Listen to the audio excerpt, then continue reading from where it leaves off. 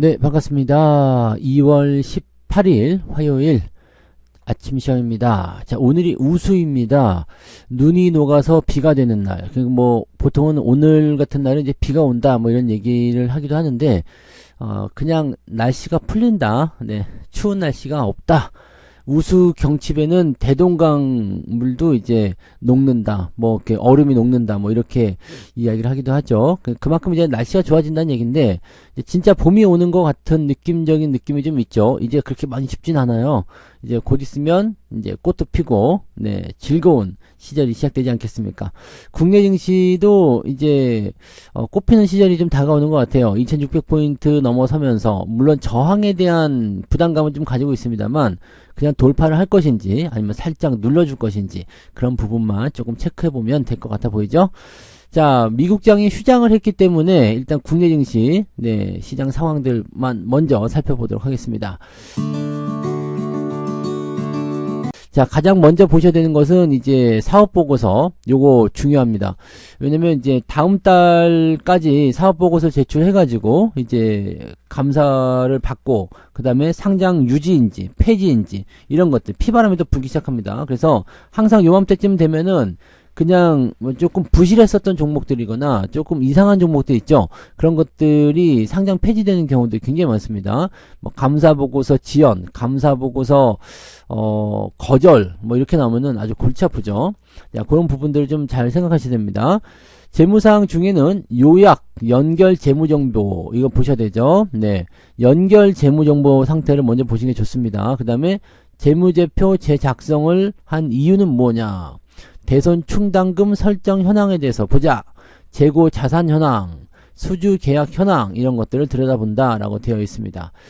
최근 3개 사업연도 3년 동안이네요. 네, 3년 동안 요약 재무정보, 연결 재무정보를 기재했는지 이런 것들은 뭐 보면 대충 다 나오긴 하는데 제대로 기재를 안 했다거나 아니면은 내용이 좀 다르다거나 이렇게 나올 수 있는 부분도 좀 있어요. 그러니까 이런 것들은 부담스러운 내용이 좀 생길 수가 있겠죠. 그러니까 보통은 대기업들은 이런 경우 많지는 않습니다. 그래서 뭐 특이하게 뭐 대기업 쪽 공략하시는 분은 괜찮긴 한데 주가가 막 치고 올라간다.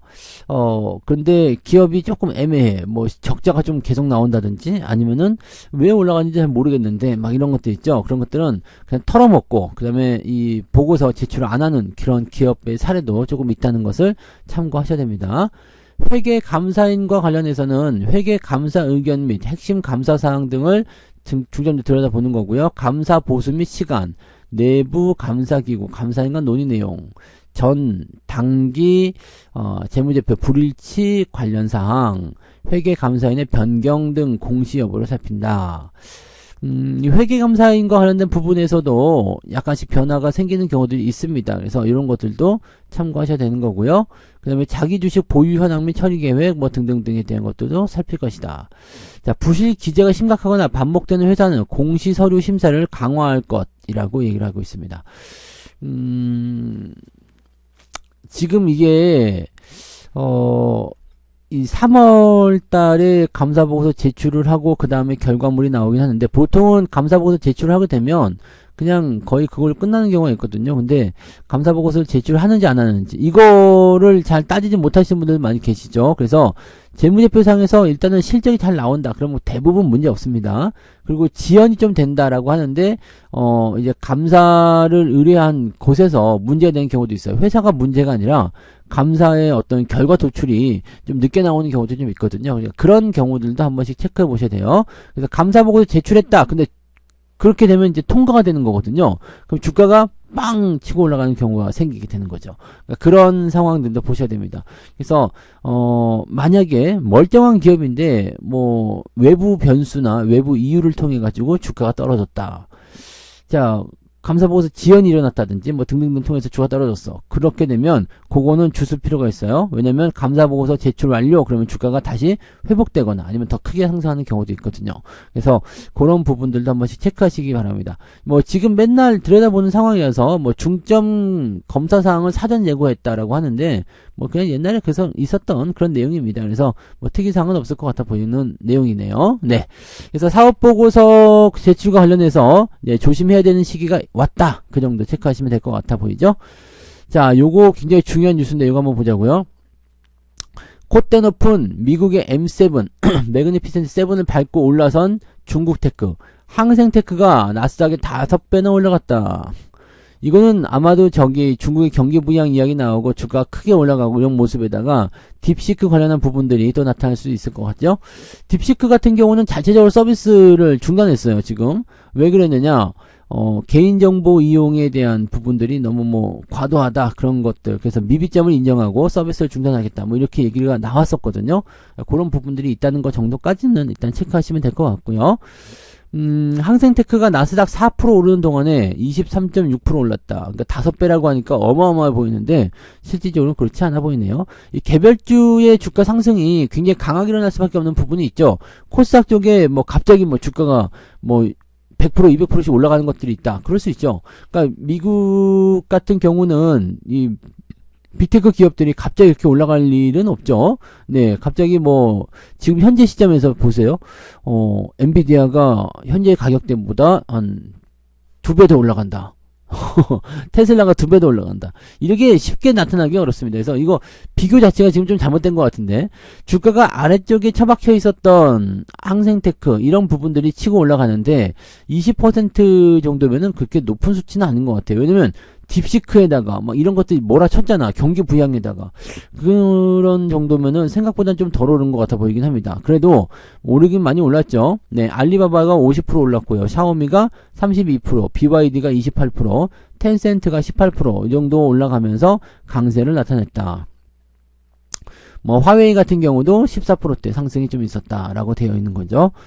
자, 매그니피센트 7 미국 증시 너무 비싸다라고 얘기가 나와서 딥시크를 품고 들어가는 중국 기술주의 주가 부상이 전망되고 있다. 뭐 항생테크에 대한 이야기는 뭐 계속 많이 들으셨을 거라 생각합니다. 그리고 중국 관련한 부분에서는 경기 부양이 지속적으로 나타나게 된다면 추가 상승의 가능성이 나타날 수가 있겠죠. 그래서 그런 형태의 느낌들을 보시면 괜찮을 것 같은데 라는 느낌이 좀 있을 수 있어요. 특히 중국의 AI 쪽 기술 발전이나 이런 부분들이 굉장히 빠르게 진행되는 모습이 좀 있거든요. 그래서 그런 것들을 이제 응용하는 그런 뭐라 할까요? 거기도 이제 테크 기업이라고 봐야 되겠죠. 네, 중국 테크 기업들의 새로운 동력이 나타나고 있다. 이런 식으로 얘기가 나오고 있고, 미국과의 기술 격차를 축소하는 과정. 자, 이 과정이 일단 굉장히 무섭게 우리가 받아들여야 되는 내용 중에 하나이기는 한데, 한 가지는 이제 미국이 이 첨단 기술에 대한 부분들을 또 얼마만큼 강력한 제재를 가해버릴 것인가.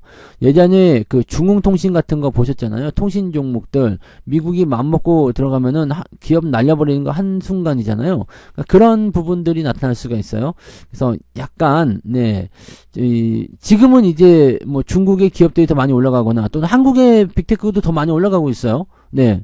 한국 기업들도 빅테크 기업을 치면은 요즘에 보면은 뭐 PCB 관련한 거든지 아니면은 뭐든 이런 것들 보시면 빅테크 쪽으로 넘어갔을 때 뭐 단순하게 하이닉스만 쳐다보더라도 상승률도 좋죠. 그래서 이런 부분들이 있다는 것을 참고하셔야 됩니다. 미국의 이 매그니피센트가 너무 비싸다. 여기에 대한 어떤 추가 상승의 어떤 둔화점이 나타났기 때문에 다른 쪽이 오히려 수혜를 보고 있는 것이다 라고 보시는 겁니다. 자, 다시 얘기하면 이쪽 빅테크 관련한 부분들은 상투는 아닌 것 같다 라고 볼 수 있겠죠. 왜냐면 상투였다라면 다 같이 빠져야 되는데 많이 올라간 것에 대한 부분들만 지금 조금 멈춰져 있는 것이지, 실제적으로 다른 쪽, 많이 오르지 않은 쪽이 또 키 맞추기 하는 것처럼, 뭐, 코스피 올라갈 때 코스닥 쉬었다가, 코스닥 올라갈 때 코스피 쉬는 것 같은 그런 형태의 느낌으로 갈 수 있는 거가 되는 거겠죠. 그래서 그런 형태로 체크해 보시면 될 것 같아 보입니다.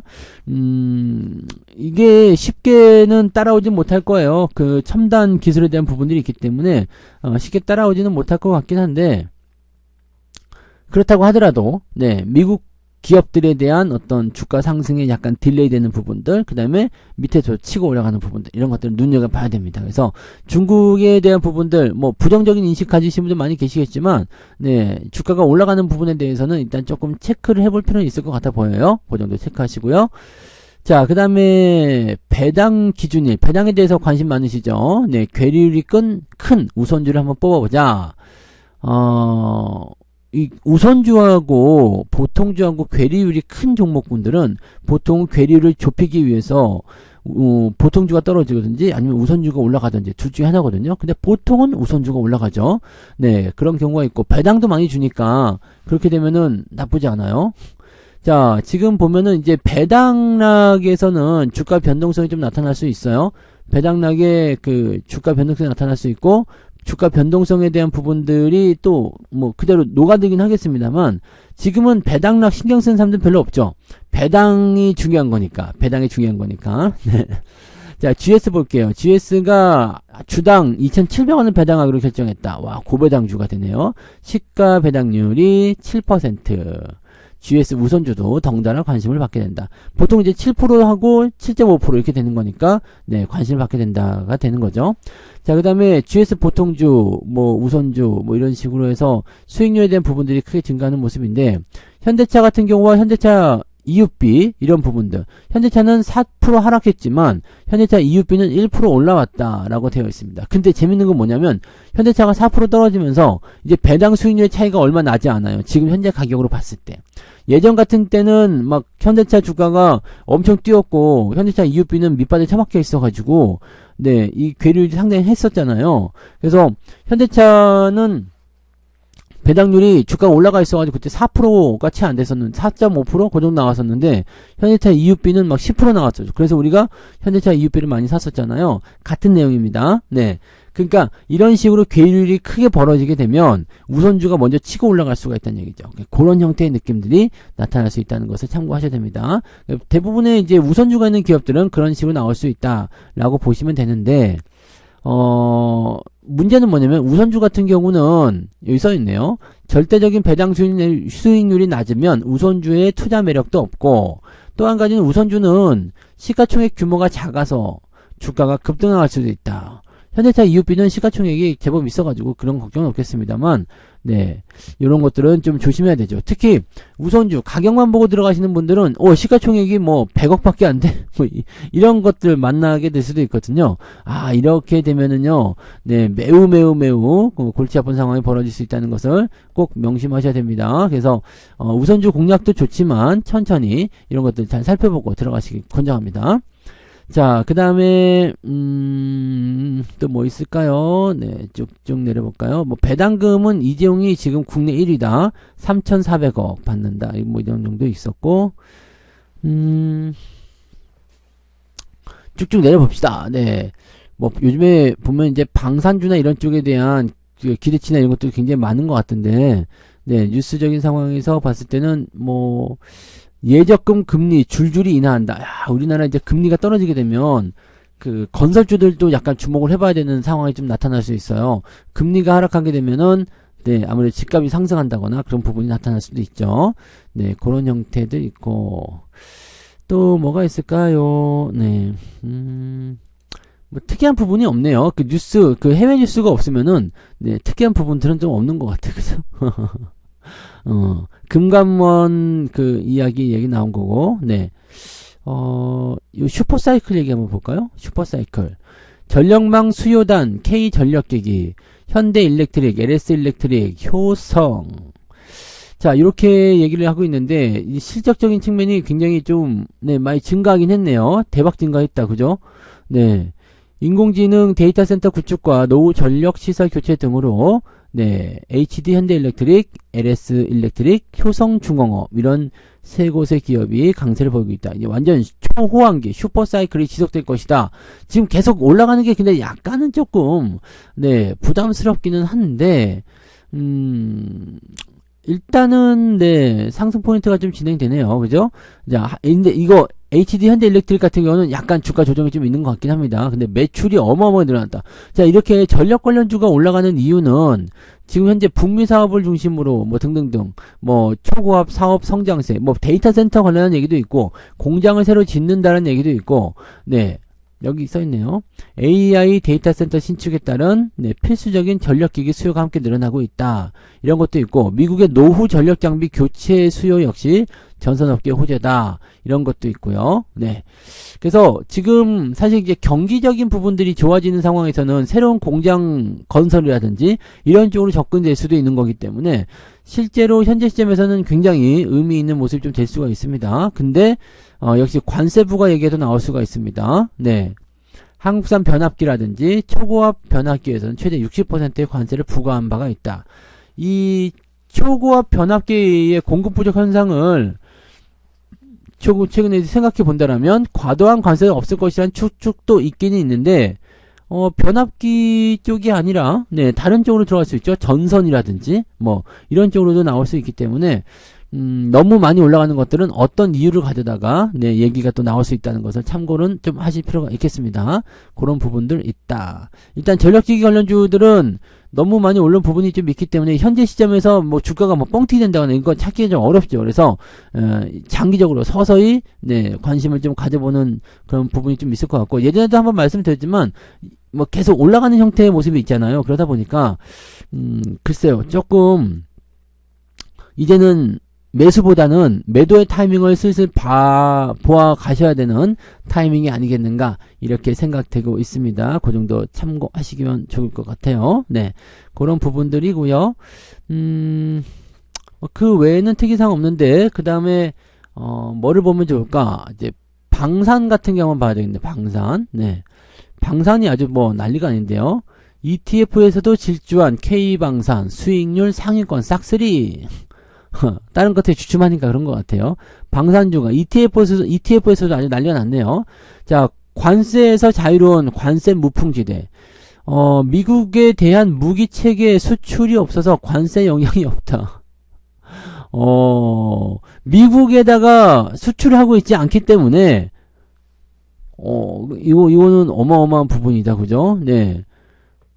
미국이 관세를 부과할 일이 없잖아. 팔지를 않고 있는데. 그래서 방산업종은 관세 영향이 없을 것으로 보고 있다. 야, 대단한 수혜가 되는 거네요. 특히나 이제 제가 일요일 날이었나요? 네, 이 방산주 관련한 이야기 해드렸지만 남중국해 군사적 긴장이 고조되면서 중국 대신에 한국산 무기를 찾고 있다라는 부분들. 지금 유럽 지역, 그 다음에 남중국해, 그 다음에 트럼프의 이런 관세 위협 뭐 등등등으로 인해 가지고 지금 뭐 유럽이라든지 이런 지역들도 계속적으로 뭐라 그럴까요? 자기네들의 어떤 그 무기 체제, 네, 이런 방위력을 높이기 위한 그런 쪽으로 많이들 보고 있거든요. 근데 어떻게 보면 이것도 근데 우리가 관세 영향을 안 받는다라고 하지만 이런 게 있을 수 있어요. 미국이 무기를 더 팔아먹기 위해서 어쭈 한국 것만 사? 알았어 이 자식들. 야 니네 관세 뭐야 왜 관세 우리 왜 매기는 거야? 야 그럼 우리 무기 사. 이렇게 될 수도 있거든요. 근데 지금 요렇게 되는 상황도 만들어질 수 있지만은 제가 생각하기에 그렇습니다. 이번에 우크라이나 전쟁을 통해서 미국 놈들이 자기들이 이제 소비를 해야 되는 무기나 이런 탄약 이런 것들을 웬만큼 많이 소비한 것 같아요. 그러니까 이제 종전 얘기도 나오고 막 그러는 거 아니겠습니까? 뭐 그렇죠. 한 2년 네, 전쟁했으니까 엄청 갖다가 써먹었을 거 아닙니까? 무기부터 해가지고 자 그러면은 미국이 어느 국가나 마찬가지예요. 이렇게 그 과거의 무기들이 계속 적재가 되면 신규 무기가 나오기 어렵죠. 그래서 어떻게든 소비를 시켜줘야 돼요. 그래서 그런 것들을 이제 그 해외로 팔아먹는다든지 그런 식으로 해서 재고를 없애주고 새로운 무기를 갖다 집어넣고 이렇게 나와줘야 되거든요. 그 사이클이 지금 한화하고 완전 맞아떨어진 것 같은 느낌이죠. 그래서 최근에 이제 방산 관련한 종목군들의 움직임들이 그런 식으로 굉장히 간다라는 식으로 보는 거죠. 네, 한화 이름만 붙으면 불기둥. 이 한화가 이제 방산으로 해가지고 완전히 네 그런 부분들이 만들어진 거다라고 볼 수 있는 내용이 되겠죠. 네, 굉장히 많이 올라가는 모습이긴 한데 요것도 너무 올라가서 너무 시끄러워지면 약간의 이제 주의가 좀 필요하겠죠. 그러니까 뒤늦게 들어가서 항상 고통받는 분들 많이 계시는데 이게 너무 고평가된 상태에서 들어가면 즐거움은 잠깐이지만 고통은 상당히 오랜 시간 지속될 수가 있습니다. 이런 부분들 주의하시기 바랍니다. 자, 미국장이 휴장이었기 때문에 뭐 특별한 이슈는 없었고요. 오늘 장세는 어제와 비슷하게 흐름 좋게 잘 만들어지지 않겠는가 생각을 해보고 진행하시면 될 것 같습니다. 자, 오늘은 여기까지 이야기 드릴게요. 저는 장중시황 때 다시 오겠습니다. 고맙습니다.